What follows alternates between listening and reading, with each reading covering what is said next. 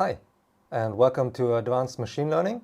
I'm Victor Banks, and today we will start the chapter about online learning, where we will first look at basic introduction into this branch of machine learning, where we first want to get to know all the basic concept and also have a motivation for considering this learning scenario at all, and later on also look at how do we specify the learning goal in terms of a performance measure.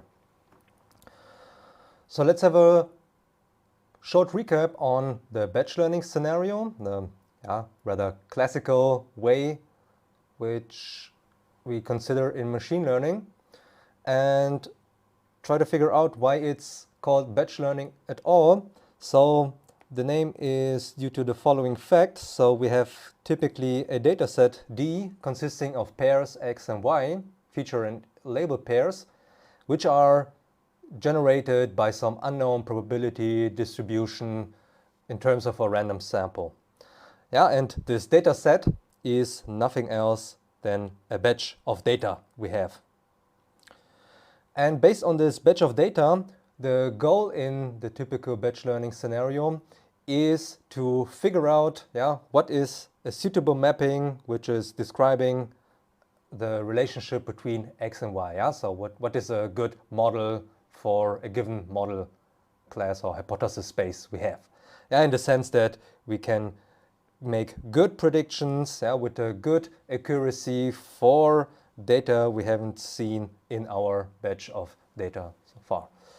So if we look at this process overall, we can illustrate it as follows, in the sense that we have here two separated phases. The one is the training phase, where we look at our data, our batch of data, and try to find out which model is suitable for this batch of data, which is somehow representative for the learning problem at hand.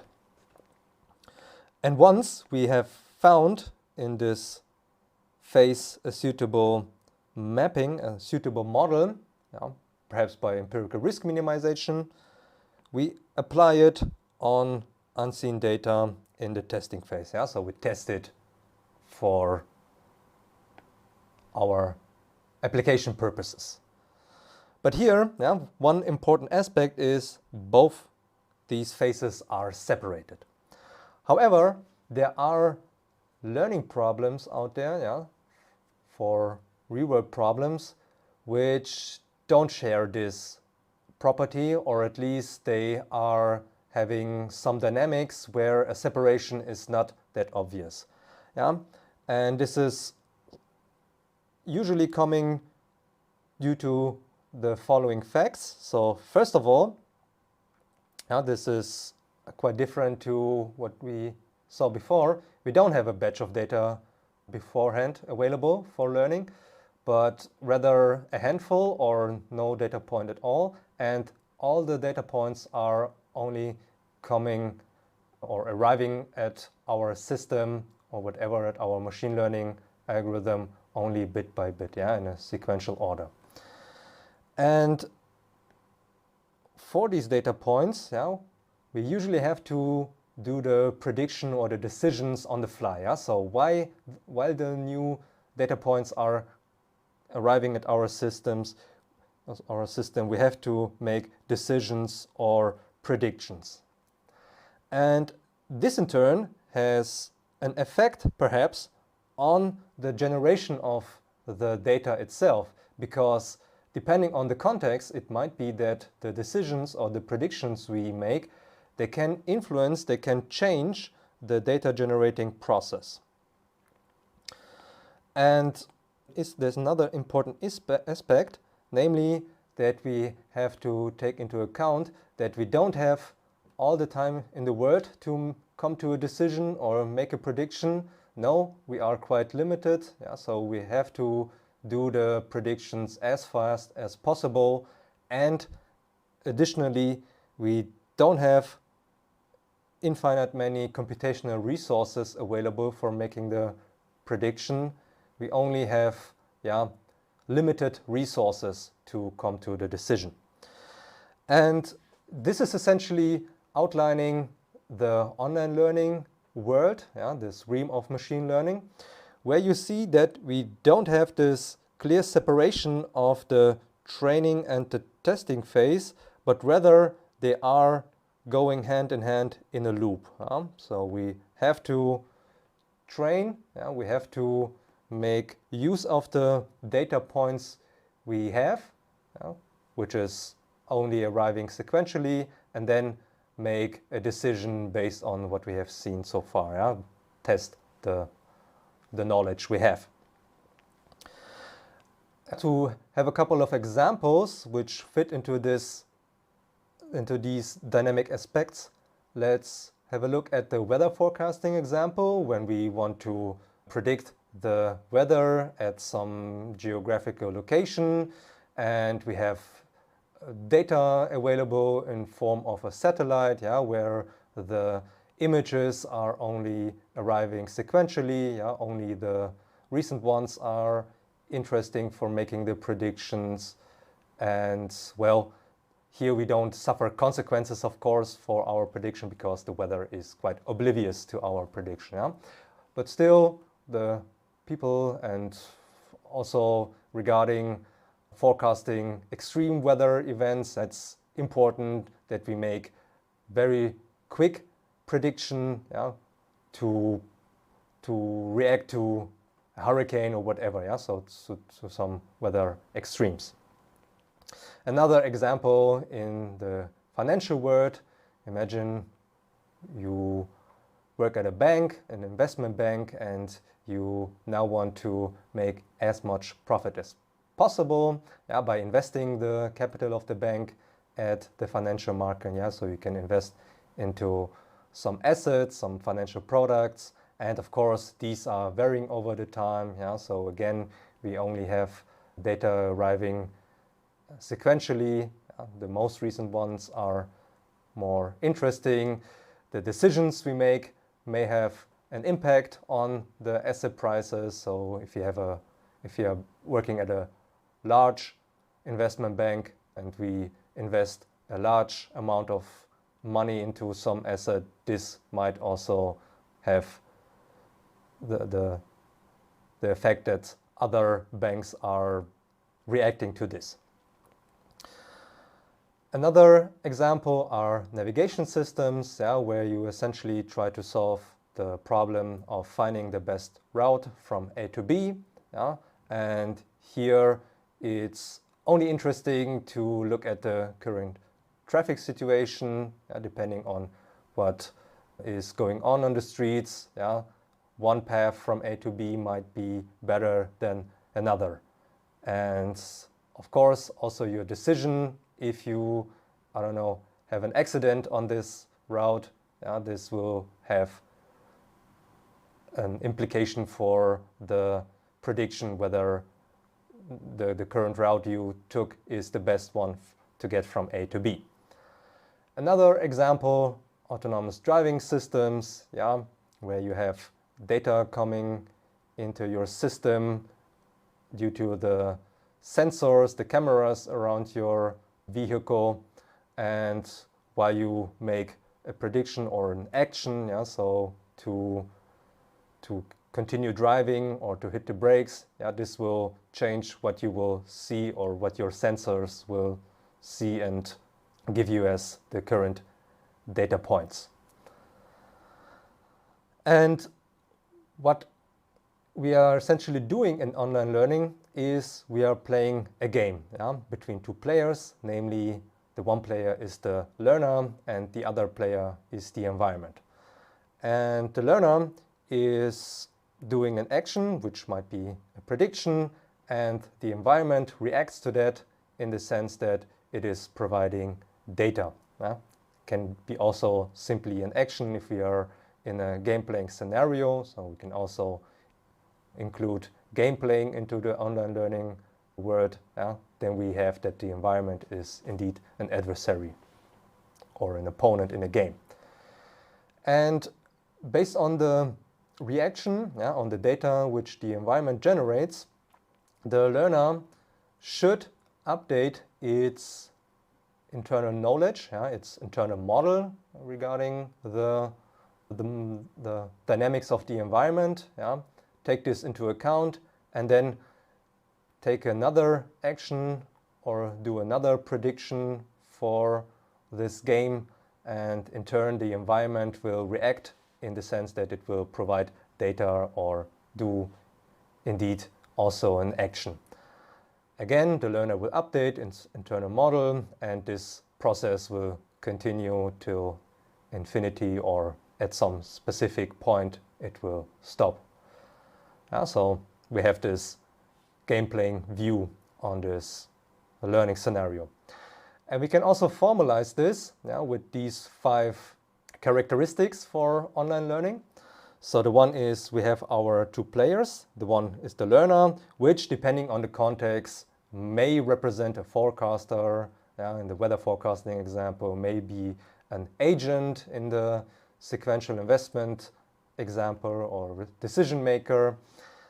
And the other player is the environment, which also, depending on the context, may represent really an adversary or a user, or even nature itself. And this game between the 2 players is continuing over a specific time horizon, which we will assume to be discrete for simplicity reason. We can also look at continuous ones, but to keep things simple, we will have a look at these discrete steps. And this final time horizon, capital T, this might be a finite integer, but it can also be an infinite. So it can be also infinity in the sense that we are playing this game forever. And the learner has in this game the possibility to do actions, and all the actions are collected in this action space calligraphic A, which again, depending on the context, might be finite or infinite. The environment in turn has also the possibility to do actions, depending on the context, whether it's appropriate to refer to it as an action. Let's say it's providing data, and this data is living in the so-called environmental data space, which we refer to calligraphic Z. And in order to learn something, to make learning possible, we will assume that there is a loss function, L, which is mapping an action A of the learner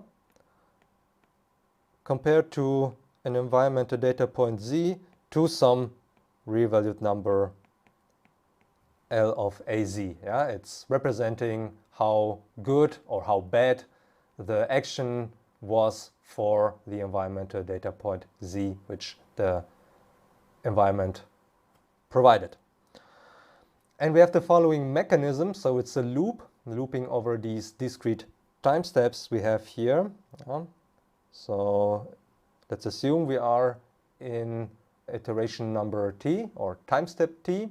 And then what we have is the following mechanism. First, the learner is choosing an action from all the available actions, in order to emphasize that the action taken in time step T, we will have here the subscript T at the action A. The environment in turn will react in the sense that it will generate data, an environmental data point ZT in the available environmental data space, and the learner will then see this environmental data point and compute the loss, which is then taken into account to update the model to learn whether the taken action AT in time step T was indeed a good idea regarding the data which was generated by the environment. So the typical scenario from a machine learning point of view is the following, where we have that the action space calligraphic A and the environmental data space calligraphic Z are both corresponding to the label space Y.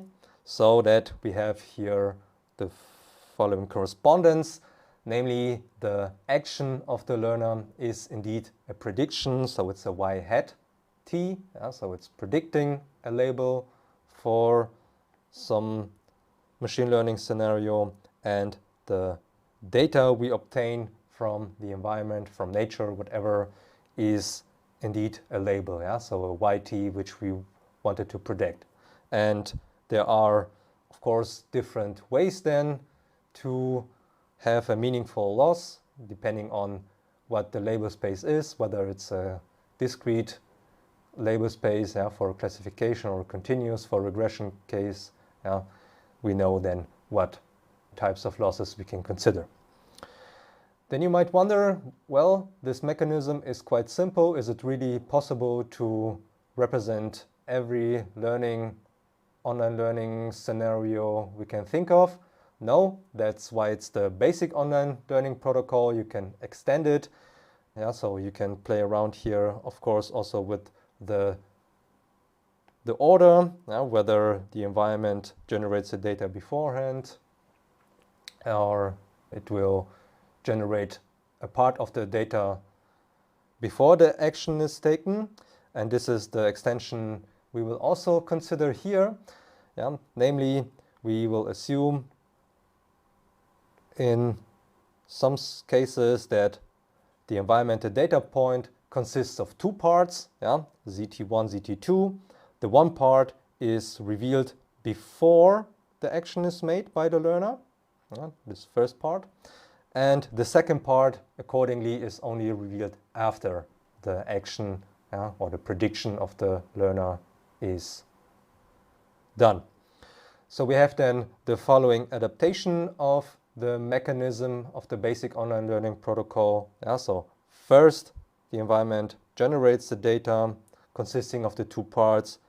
The first part is obtained, is observed by the learner, and then only the learner chooses an action, and after performing the action, the remaining part of the environmental data is revealed as well, so that the loss can be computed in order to figure out whether the taken action was indeed a good choice or not, which will lead to an update. And of course, it's reasonable to believe that this additional part, so this first part we have before we do the action, should be taken into account when making the action. And this is the extended online learning protocol we are looking at here, which is in the machine learning world typically instantiated as follows. So again, the action space for the learner is the label space as before, but now the environmental data space Z is the Cartesian product, so the typical data space in machine learning applications, so that the first part is then the feature information we have at some time step t, some information about the weather in some neighboring location, for instance, or the current situation at the financial market, whatever.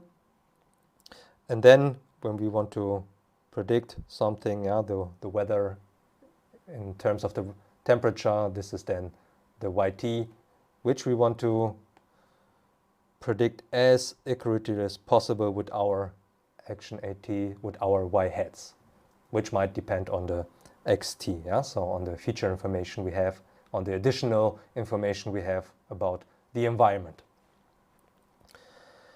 And what else is quite different, or usually quite different in online learning? Well, in the batch learning scenario, we typically have the assumption that the batch of data is an IID sample from some unknown probability distribution P. But this statistical assumption is usually not made in online learning. So you usually assume nothing at all at the generation of the environment data. Yeah, so you can also have the case that the data is generated by some adversary. Yeah, this is also the reason why typically no statistical assumption is made.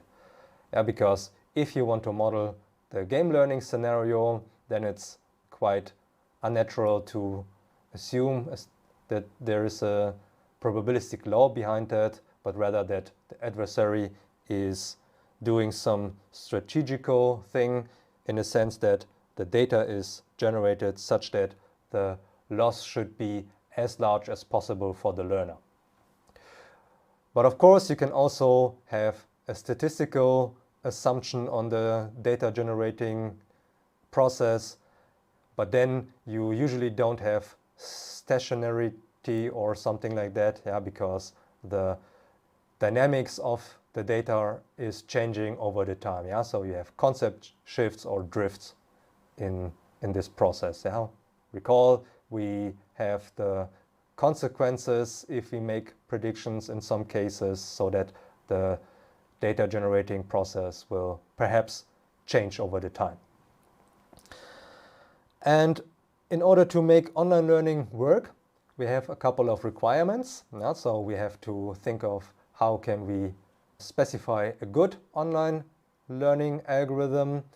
And well, obviously we have to take these dynamical aspects into account when we design an online learning algorithm. So this means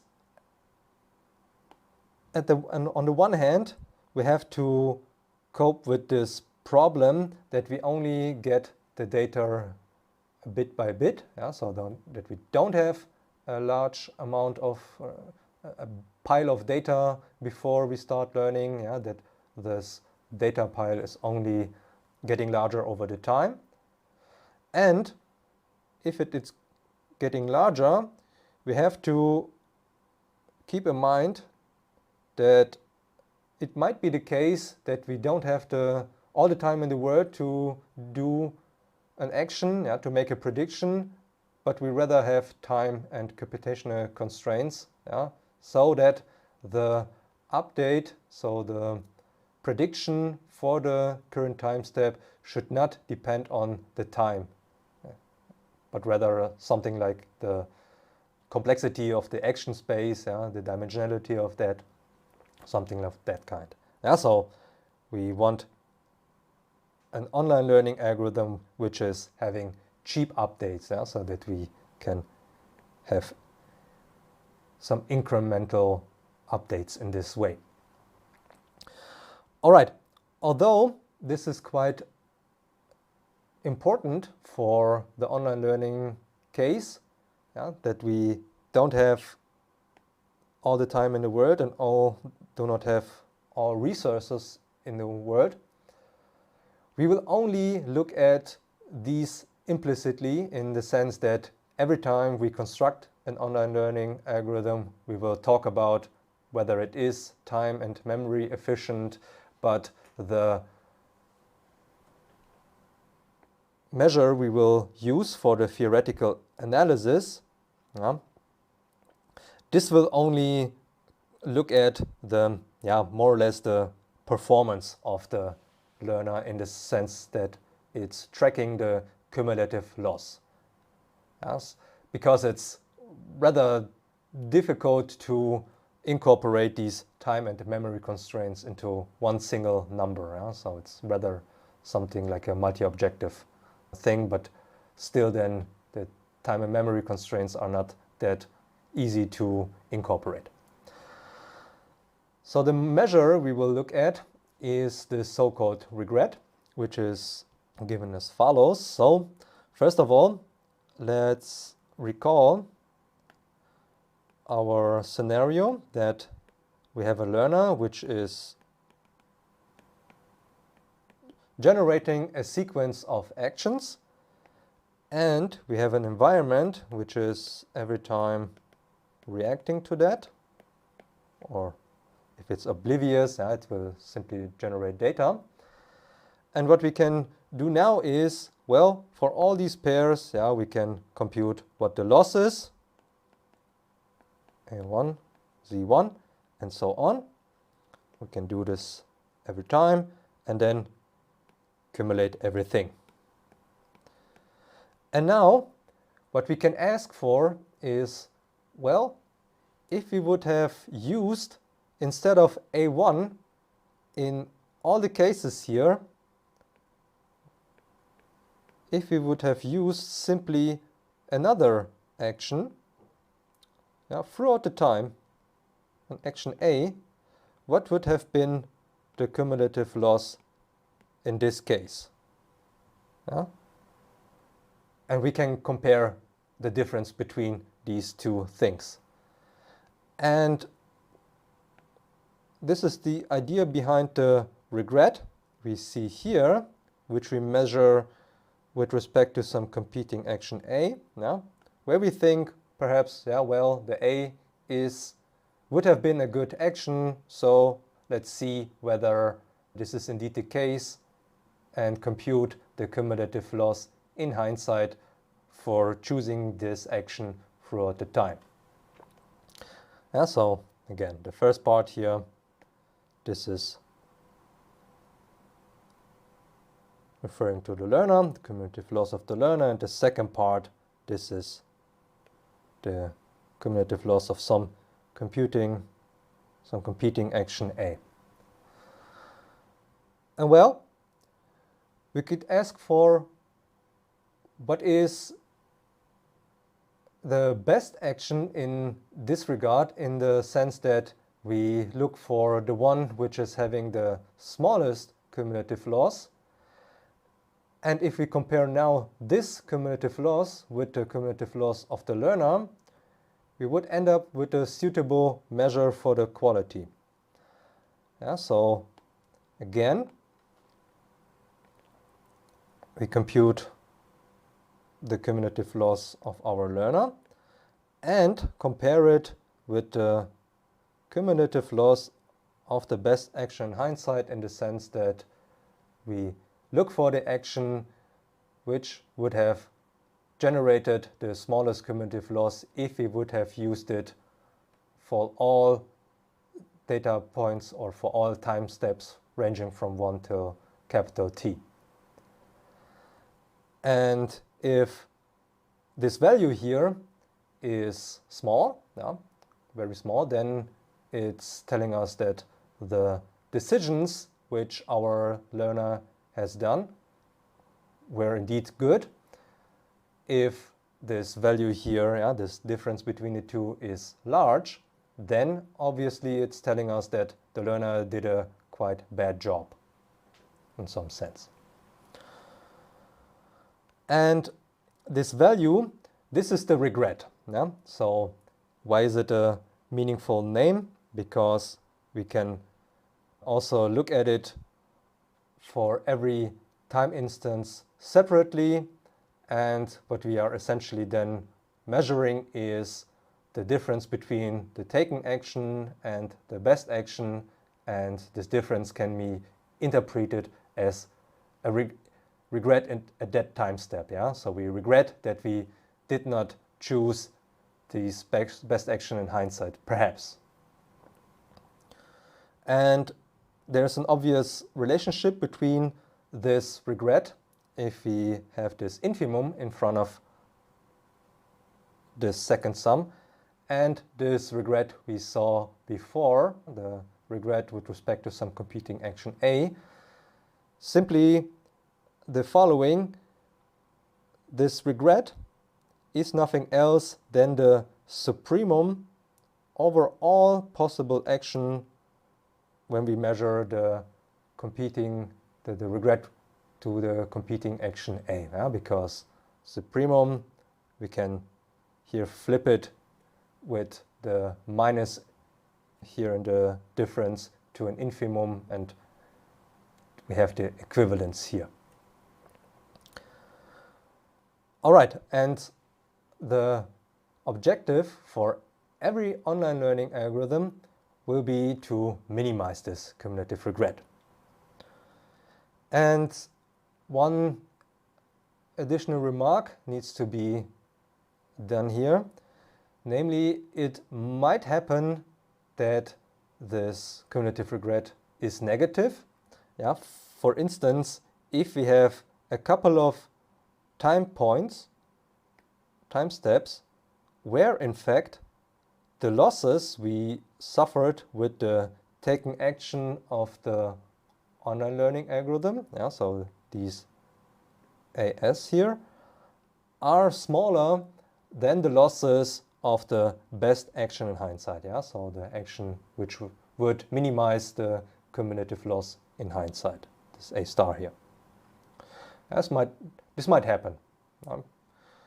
And if this happens too often, and we look at the cumulative difference between the two, yeah, we end up with the case that this regret measure which we had, which is the sum over these AS, and we subtract here the loss of this best action in hindsight. If this is happening too often, it might be the case that this here is negative.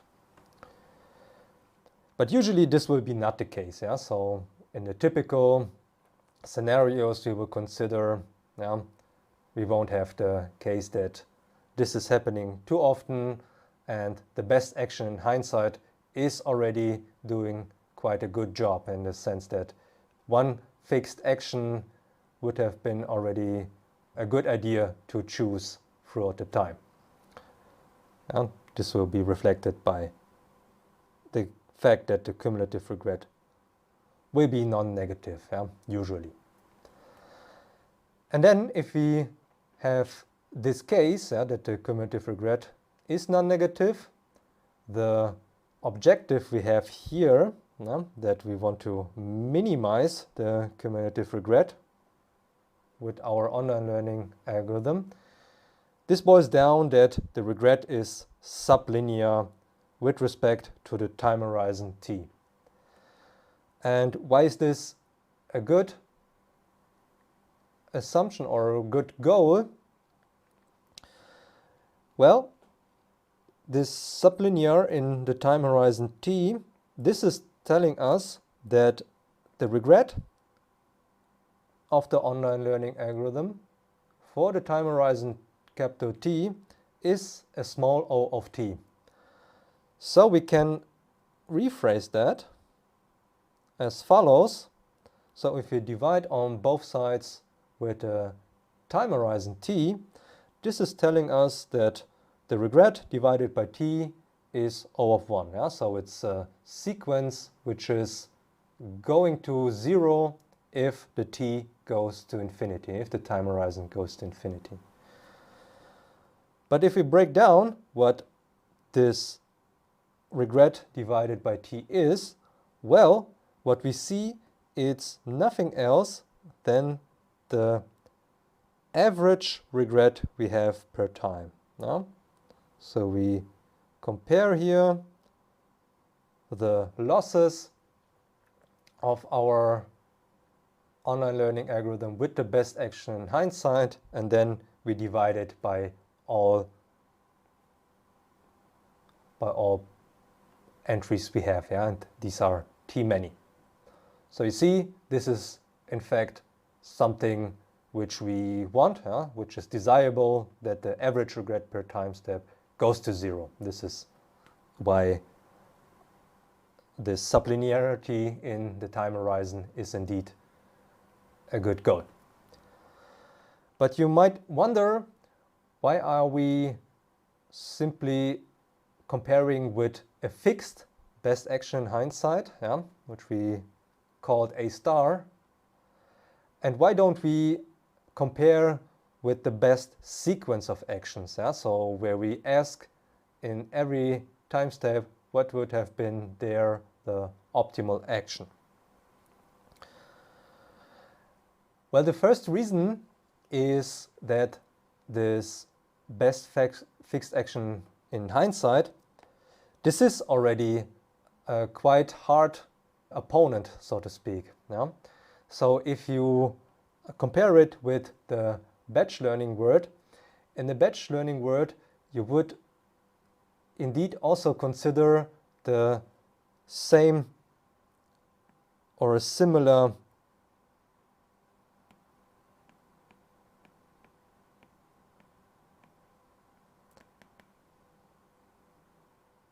problem. Yeah? So if this A is a model, the S are your data points you have. What you do in empirical risk minimization is you look for the best model inside your model class, if A is the model class, which is minimizing the cumulative loss. So this best action in hindsight is, from a batch learning point of view, well motivated, because you're essentially doing the same. You are at a time step capital T, when the game has ended, you're asking for what is then the best action, which might correspond to an entire model, the best model in hindsight in some cases.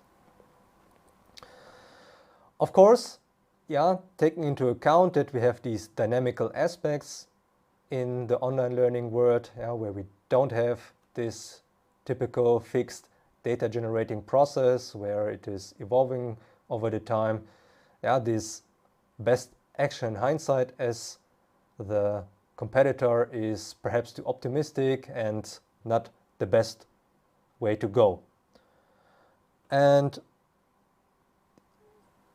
we could, of course, then simply replace this best action in hindsight, A star, with the competing action sequence A1 star, A2 star till A capital T star.